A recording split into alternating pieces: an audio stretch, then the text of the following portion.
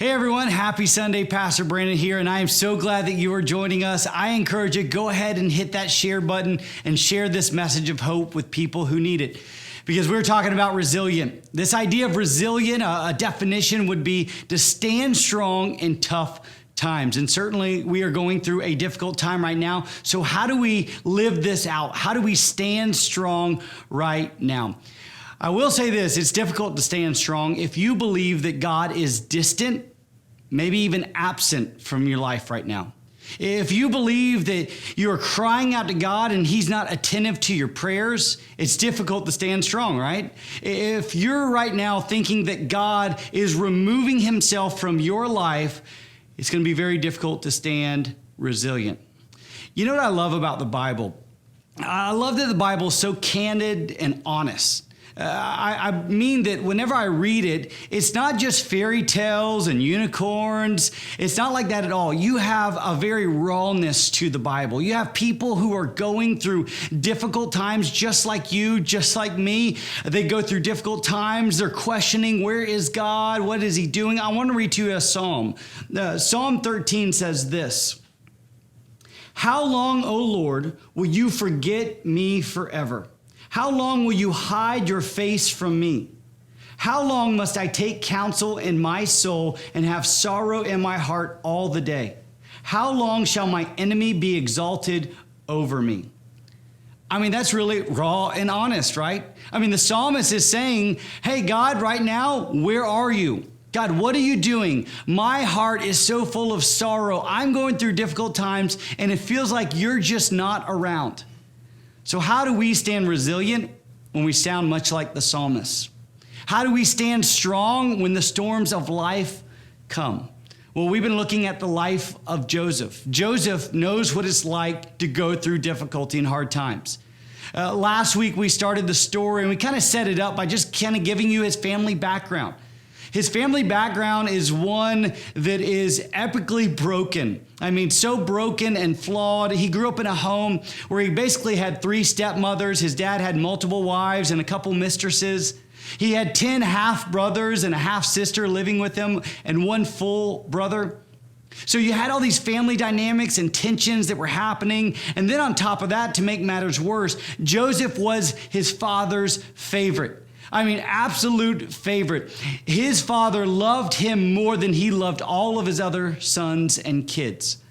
So there's this natural hatred and animosity towards Joseph. And then on top of that, Joseph kept having these dreams in which his brothers and even his mom and dad would bow down to him, like he was above them, like he was reigning over them.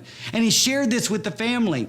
So you have all these weird family dynamics that are happening. You have Joseph sharing these stories. And so one day, Joseph's brothers think that it's best to betray him. And they want to kill him. So they decide that whenever he's coming out to meet them, that they're going to kill him. And then they kind of come to their senses and think, well, maybe let's not kill him. Let's just simply sell him as a slave. And so they betrayed him. They sold him as a slave, as we saw last week. I mean, can you imagine Joseph at this moment? Those closest to him, his family, those that should be protecting him and helping him, are actually betraying him and selling him as a slave.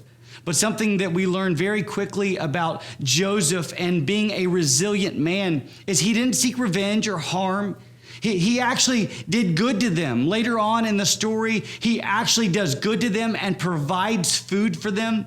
And this is all kind of a foreshadowing of Jesus himself.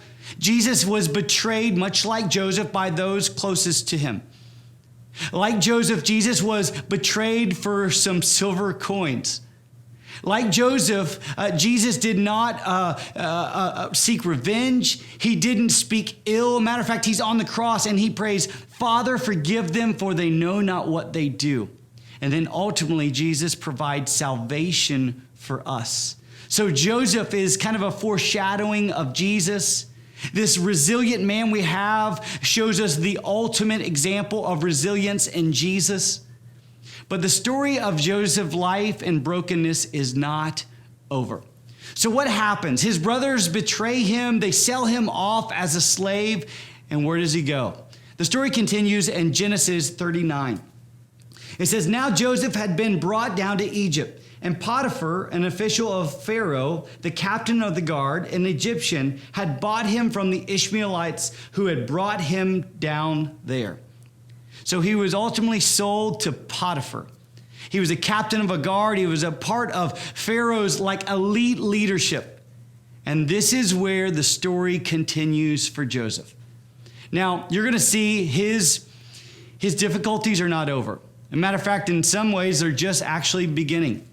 That Joseph is going to go through more turmoil, more difficulty, more hardship, and yet he will still continue to stand resilient.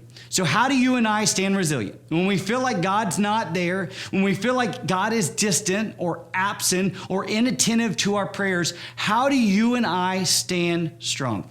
Well, continue to worship with us, and we're going to dive deep into the story of Joseph. Well, welcome back to part 2 of our message on resiliency. And we're looking at the life of Joseph, and it had many twists and turns and turbulence and hardship.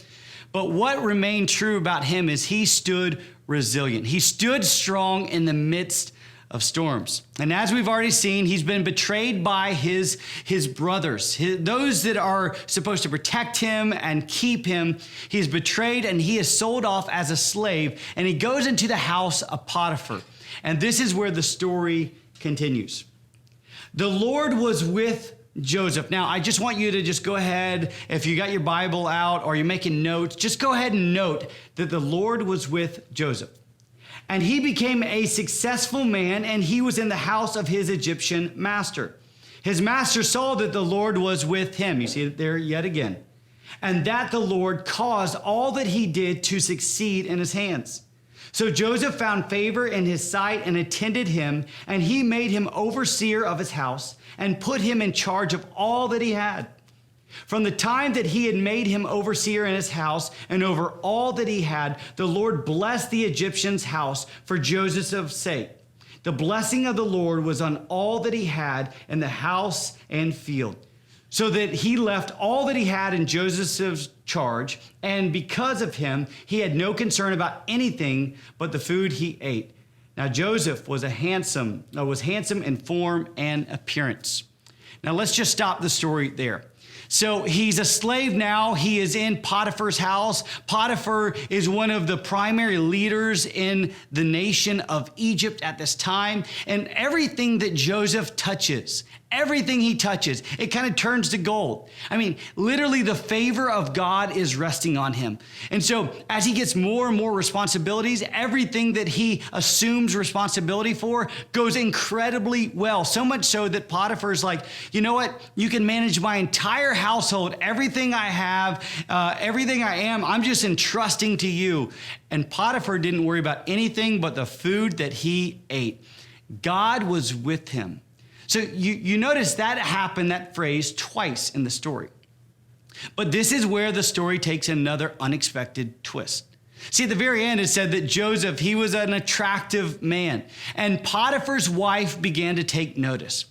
And Potiphar's wife began to be attracted so much to Joseph that she desired him.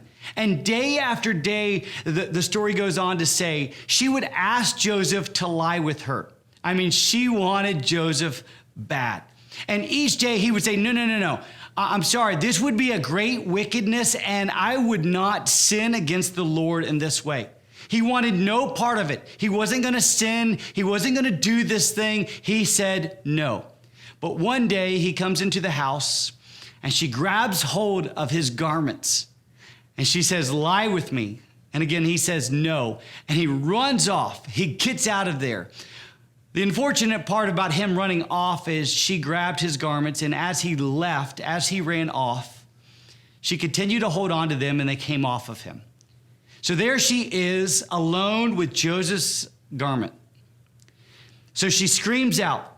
She says, everybody, come, everybody. I want you to see what this Hebrew man has done, this slave has done. He has tried to sleep with me. Look, here's his garment. And of course, word makes it all the way back to Potiphar that Joseph apparently was trying to sleep with his wife. Of course, we know that that's not true. And the story continues.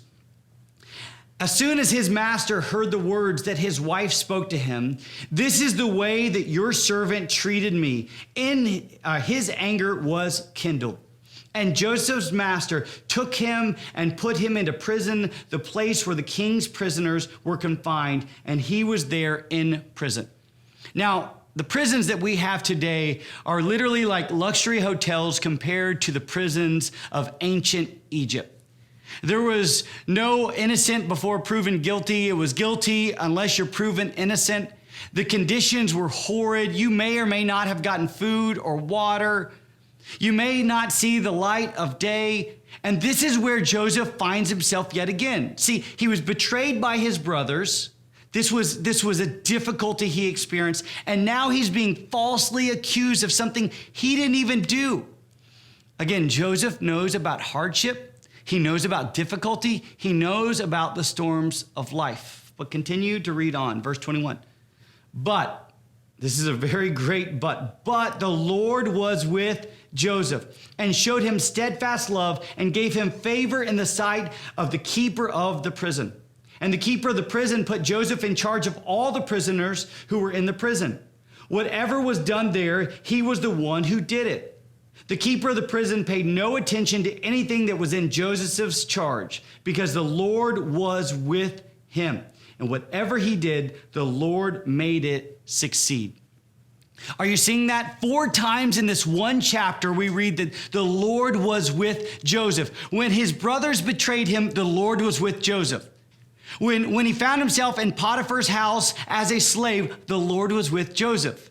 When he was falsely accused, the Lord was with Joseph. When he was in prison, the Lord was with Joseph. See, one of the reasons why Joseph stood so resilient is that God was with him.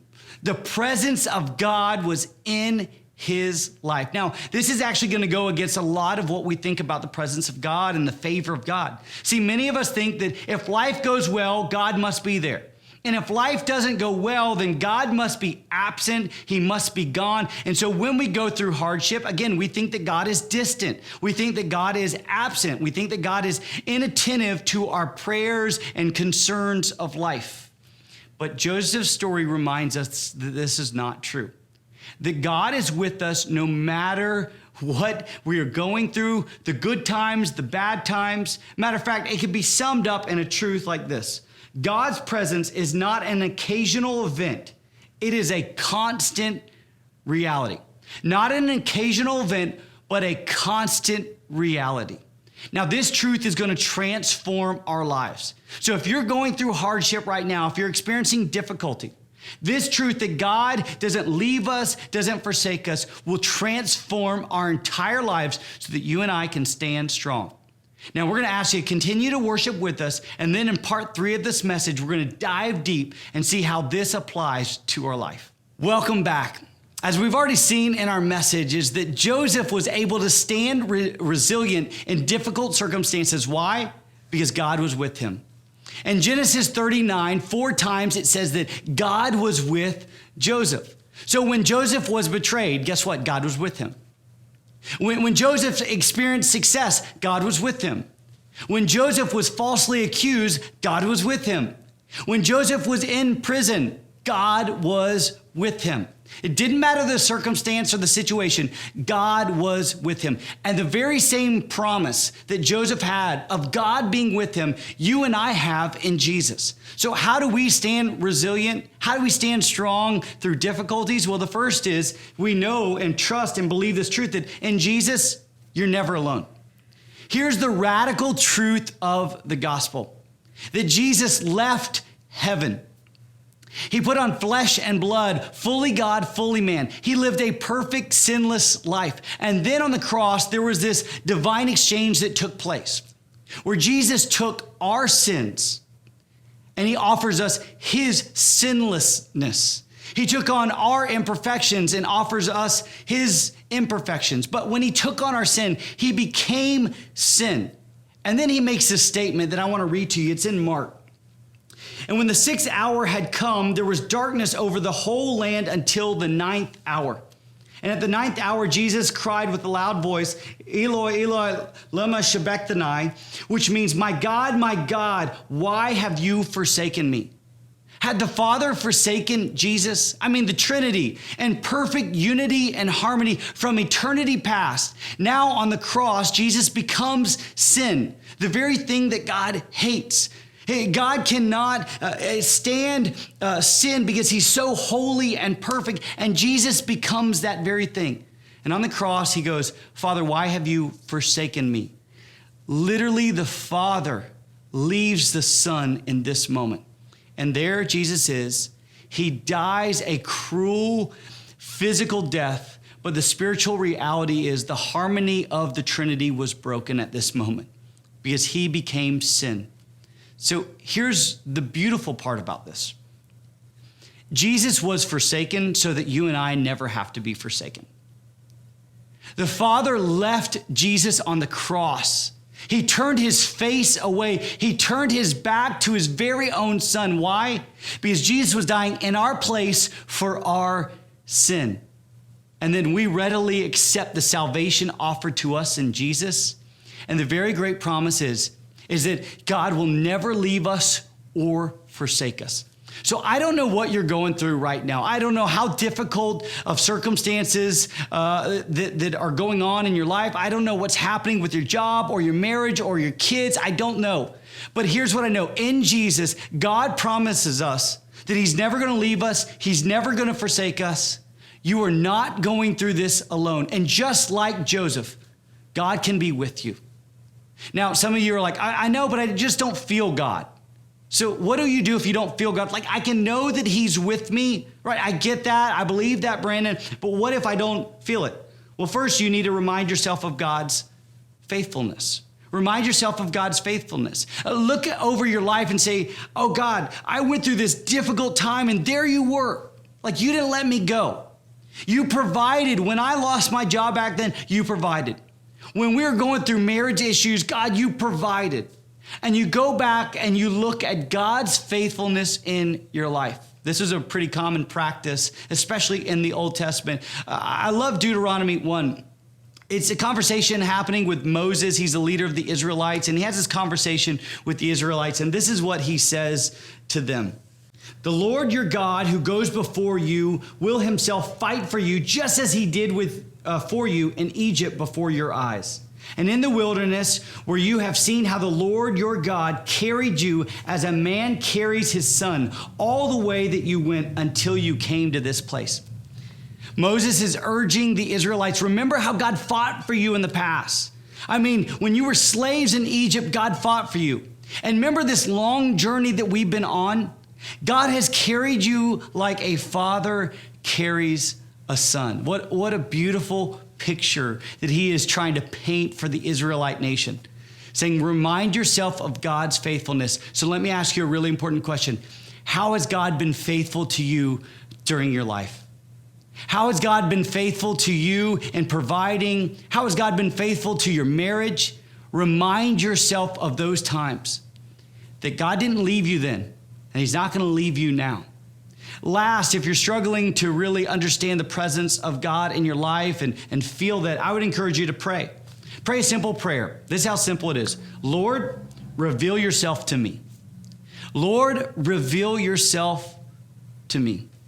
You know, God doesn't play cosmic hide and seek with us. When we seek him, he reveals himself. He's faithful to do that. We read in the scriptures that if you seek God, he doesn't pull away, he draws near. When you draw near to God, he draws near to you.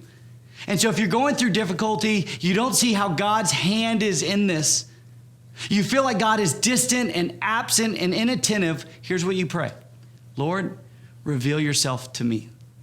And he's faithful to show you that he is with you all the way. That even if you're going through difficulty right now, he hasn't left you. He'll never leave you. He'll never forsake you. I would encourage you, if you're joining us online today and you've never trusted Jesus, and you're like, I want that. I want God to be a part of my life, my everyday life. Well, here's the good news of the gospel. When you trust Jesus, When you trust Jesus, he comes and through the power of the Holy Spirit dwells inside of you and never leaves you and never forsake you. I would encourage you today to trust Jesus. And if you've done that, there's a little question that just popped up on the bottom of your screen. Let us know. Don't walk alone. We want to walk alongside of you because nothing is greater in life than walking with God. I encourage you this week, go forth in the power of your Father because he is with you. I love you guys. Continue to worship with me.